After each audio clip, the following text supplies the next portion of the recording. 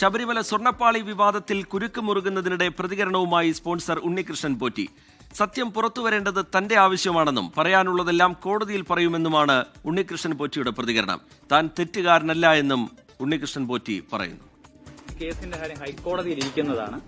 ഹൈക്കോടതി ഇതിന് ഡോക്യുമെന്റുകൾ ആവശ്യപ്പെടുന്നതനുസരിച്ച് നമ്മൾ സബ്മിറ്റ് ചെയ്യും. എന്റെ പക്ഷം, എന്റെ ഭാഗം ശരിയോ തെറ്റെന്ന് കോടതി തീരുമാനിക്കും. ദേവസ്വം വിജിലൻസ് അതിന്റെ അന്വേഷണമൊക്കെ നടത്തി അതിന്റെ കുറ്റക്കാരും തെളിവും ശരിയും തെറ്റും ഒക്കെ മനസ്സിലാക്കുന്ന സമയം നിങ്ങൾക്ക് വ്യക്തമായിട്ട് ലൈവായിട്ട് ഒരു മറുപടി ഞാൻ തരാം. ഞാനൊരു തെറ്റുകാരനല്ല, എന്നെ കോടതി ശിക്ഷിച്ചിട്ടില്ല. അപ്പോൾ ഈ സമയത്ത് ഒരു സ്വകാര്യത എന്നുള്ള രീതിയിലുള്ള ഒരു അന്തസ് കീപ്പപ്പ് ചെയ്യാനുള്ള അവസരം മീഡിയ എല്ലാവരും എനിക്ക് തരണമെന്നാണ് എന്റെ റിക്വസ്റ്റ്. ദേവസ്വം വിജിലൻസ് ചോദ്യം ചെയ്യാനൊരുങ്ങുന്നതിനിടെ ഇന്ന് ഉച്ചയ്ക്കാണ് ഉണ്ണികൃഷ്ണൻ പോറ്റി ബംഗളൂരുവിൽ നിന്ന് തിരുവനന്തപുരത്തെത്തിയത്. ശനിയാഴ്ച ദേവസ്വം വിജിലൻസ് SP ഉണ്ണികൃഷ്ണൻ പോറ്റിയെ ചോദ്യം ചെയ്യും. സ്വർണ്ണപ്പാളി വിവാദത്തിൽ ഉദ്യോഗസ്ഥ വീഴ്ചയുണ്ടായി എന്ന് തിരുവിതാംകൂർ ദേവസ്വം ബോർഡ് സമ്മതിച്ചു. 2019 ബന്ധപ്പെട്ട് ഉദ്യോഗസ്ഥ വീഴ്ച ഉണ്ടായിട്ടുണ്ട്, സംശയമില്ല.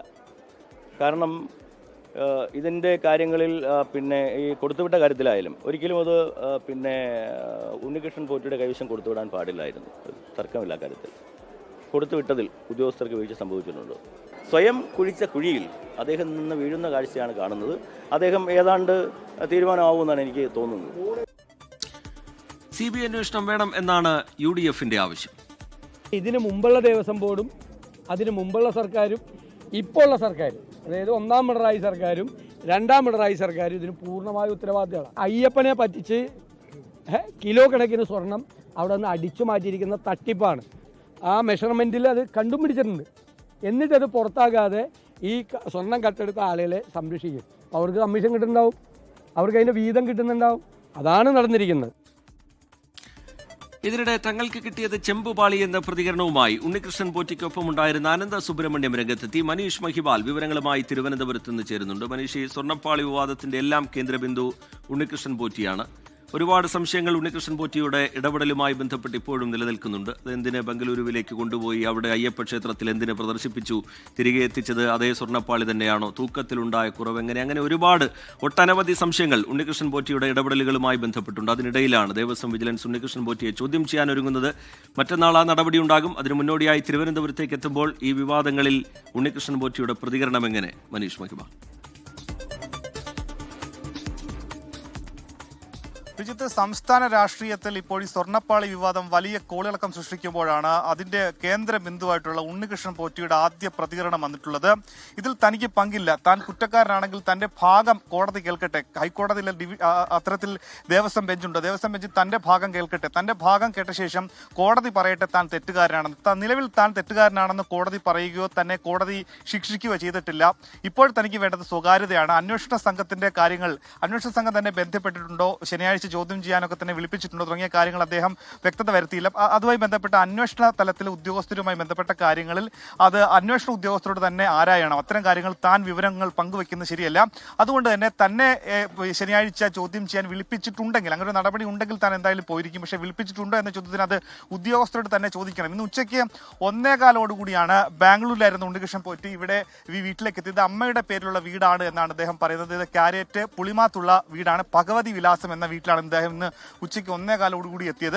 അങ്ങനെ മാധ്യമങ്ങൾക്ക് പ്രതികരണം നൽകി തനിക്ക് സ്വകാര്യത വേണം, തന്റെ കുടുംബത്തിന് സ്വകാര്യത വേണം, മാധ്യമങ്ങൾ മടങ്ങിപ്പോയില്ലെങ്കിൽ താൻ തന്റെ സുരക്ഷയ്ക്ക് വേണ്ടി അല്ലെങ്കിൽ തന്റെ സ്വകാര്യതയ്ക്ക് വേണ്ടി അത് പോലീസിനെ അറിയിക്കുമെന്ന് കാണിച്ചുകൊണ്ട് അദ്ദേഹം ഈ ഗേറ്റ് പൂട്ടുകയും ഒപ്പം തന്നെ വാതിൽ അടച്ച് കുറ്റിയിടുകയും ചെയ്തു. അങ്ങനെ ഇതുമായി ബന്ധപ്പെട്ട ആദ്യ പ്രതികരണം താൻ കുറ്റക്കാരനല്ല, തനിക്ക് പറയാനുള്ള ഭാഗങ്ങൾ കോടതിയോട് പറഞ്ഞിട്ടുണ്ട്. ഒപ്പം തന്നെ എന്തെങ്കിലും തരത്തിലുള്ള വിവരാവകാശം കൊടുത്താൽ തന്നെ എന്താണ് ദേവസ്വം ബോർഡിന്റെ ഭാഗത്തു നിന്നുണ്ടായത്, എന്തൊക്കെ തരത്തിലുള്ള നടപടികളാണ് താൻ ശബരിമലയിലെ ഈ സ്വർണ്ണപ്പാളികൾ അല്ലെങ്കിൽ ചെമ്പുപാളിയുമായി നടത്തിയിട്ടുള്ള കാര്യങ്ങളൊക്കെ തന്നെ സുതാര്യമാണ്. അത്തരം സുതാര്യമായ കാര്യങ്ങളിൽ എന്തിനാണ് സങ്കീർണമാക്കിക്കൊണ്ട് ഇത്തരത്തിലുള്ള വിവാദങ്ങൾ ഉണ്ടാക്കുന്ന കാര്യങ്ങളാണ് അദ്ദേഹം പറയുന്നത്. എന്താണെങ്കിലും അത് സംബന്ധിച്ചുള്ള പ്രതികരണങ്ങൾ വരുന്നു. ഇനി ശനിയാഴ്ചയാണ് ഉണ്ണികൃഷ്ണൻ പോറ്റി അന്വേഷണ ഉദ്യോഗസ്ഥർക്ക് മുൻപിൽ ഹാജരാകുക. ഒരുപാട് ചോദ്യങ്ങൾക്ക് ഉണ്ണികൃഷ്ണൻ പോറ്റിയുടെ ഉത്തരം എന്താണെങ്കിൽ അവർ ആരായും. അതുമായി ബന്ധപ്പെട്ട് നിലവിൽ ഒട്ടേറെ സംശയങ്ങൾ നിലവിലുണ്ട്. ഇതുമായി ബന്ധപ്പെട്ട് CBI അന്വേഷണം തന്നെ വേണം.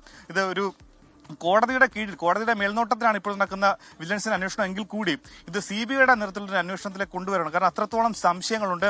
ഈ 2019 ഈ രീതിയിൽ സ്വർണ്ണപ്പാളികൾ കൊണ്ടുപോയ ശേഷം 35ഓളം ദിവസങ്ങൾ കഴിഞ്ഞാണ് അത് ചെന്നൈയിലേക്ക് എത്തുന്നത്. അവിടെ ചെന്നൈയിൽ നിന്ന് 5 ദിവസങ്ങൾക്ക് ശേഷം അത് ശബരിമല സന്നിധാനത്തേക്ക് എത്തിക്കുന്നു. അങ്ങനെ ഒട്ടേറെ സംശയങ്ങൾ ഈ സ്വർണ്ണപ്പാളിയുമായി ബന്ധപ്പെട്ട് നിൽക്കുന്നു. അപ്പോഴിതാ സ്വർണ്ണപ്പാളി അല്ലാതെ ചെമ്പുപാളിയാണെന്ന രീതിയിലുള്ള മറ്റൊരു വാദം വരുന്നു. അങ്ങനെ ഇത് സ്വർണ്ണമാണോ ചെമ്പാണോ അല്ലെങ്കിൽ ഈ ഉണ്ണികൃഷ്ണൻ പോറ്റി തന്നെ ആരാണ് എന്ന ചോദ്യത്തിന് ഹൈക്കോടതിയുടെ ചോദ്യത്തിന് അതിന് ദേവസ്വം ബോർഡിന് കൃത്യമായ ഉത്തരമില്ല. അത് കരാറുകാരനാണോ ഇനി അത് സ്പോൺസറാണോ?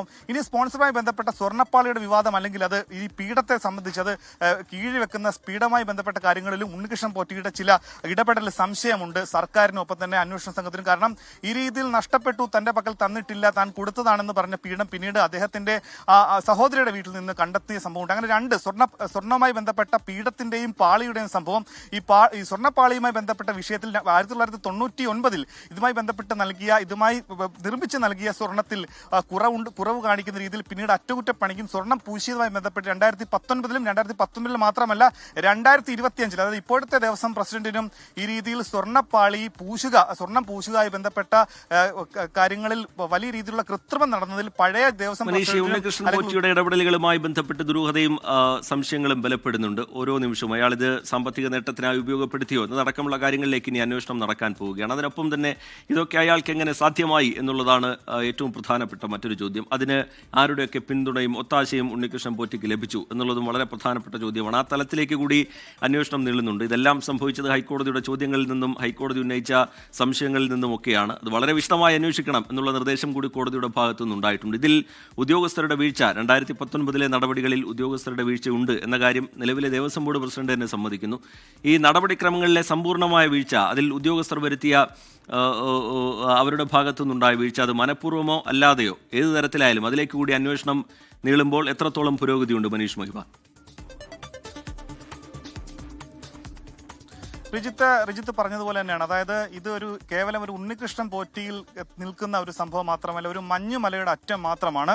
ഇതുമായി ബന്ധപ്പെട്ട് 2019 ഉണ്ണികൃഷ്ണൻ പോറ്റിക്ക് ഈ രീതിയിൽ സ്വർണത്തിന്റെ അറ്റകുറ്റപ്പണിക്ക് വേണ്ടി അല്ലെങ്കിൽ പാളികളുടെ അറ്റകുറ്റപ്പണിക്കോ സ്വർണ്ണം പൂശാനോ വേണ്ടി വിട്ടു നൽകിയിട്ടുണ്ടെങ്കിൽ അത് ഉദ്യോഗസ്ഥർക്ക് കൃത്യമായി പങ്കുണ്ട്. ഇപ്പോഴിതാ ദേവസ്വം പ്രസിഡന്റ് ഇപ്പോഴാണ് ഈ രീതിയിൽ സന്നിധാനത്തെ എല്ലാ കാര്യങ്ങളിലും കൃത്യമായ രേഖകളുണ്ട് എന്ന് പറഞ്ഞ കാര്യങ്ങളിൽ ദേവസ്വത്തിന് ഒരു വീഴ്ചയും പറ്റിയില്ല എന്ന് പറഞ്ഞ കാര്യങ്ങൾ അവസാനം അത് ഉദ്യോഗസ്ഥ തലത്തിൽ വീഴ്ചയുണ്ടെന്ന് സമ്മതിക്കേണ്ട അവസ്ഥ ദേവസ്വം പ്രസിഡന്റ് വന്നു.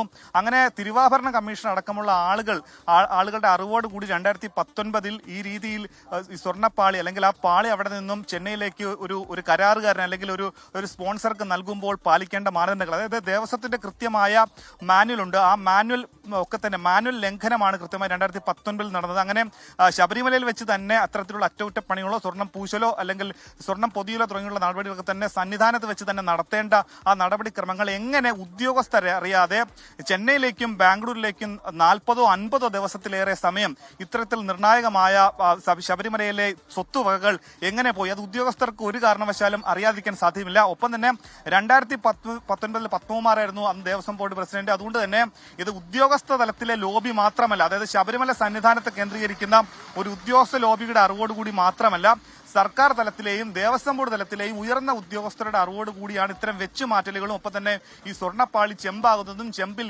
സ്വർണ്ണം പൂശുന്നതും സംബന്ധിച്ചുള്ള കാര്യങ്ങളിലേക്കുള്ള ഇത്തരത്തിലുള്ള കൃത്രിമങ്ങളൊക്കെ നടക്കുന്നതിൽ അത്തരം ചില സംശയങ്ങളിൽ വിജിലൻസിനുണ്ട്. എന്താണെങ്കിലും അതുമായി ബന്ധപ്പെട്ട് ഉണ്ണികൃഷ്ണൻ പോറ്റിയിലേക്ക് മാത്രം അന്വേഷണം കേന്ദ്രീകരിക്കുമ്പോൾ അതിൽ പ്രതിക്കൂട്ടിലാകുന്നത് ഉയർന്ന ഉദ്യോഗസ്ഥരും സർക്കാരുമായി ബന്ധപ്പെട്ട ദേവസ്വം ബോർഡിലെ ഉദ്യോഗസ്ഥരും അടുത്ത ദിവസമായി തീരും. എന്താണെങ്കിൽ ഈ ചോദ്യം ചെയ്യലിൽ ഉണ്ണികൃഷ്ണൻ പോറ്റി നൽകുന്ന മറുപടികൾ ഒപ്പം തന്നെ ഇതുമായി ബന്ധപ്പെട്ട മനീഷ് മഹിബാൽ വിശദാംശങ്ങൾ പങ്കുവയ്ക്കുകയായിരുന്നു. ലോകത്തെവിടെയായാലും ഏത് സമയത്തും 24 വാർത്തകളും ഓഗ്മെന്റഡ് റിയാലിറ്റി പാക്കേജുകളും എക്സ്പ്ലെയിനറുകളും വിശദമായി കാണാൻ ഞങ്ങളുടെ യൂട്യൂബ് ചാനൽ നിങ്ങൾക്ക് സബ്സ്ക്രൈബ് ചെയ്യാം.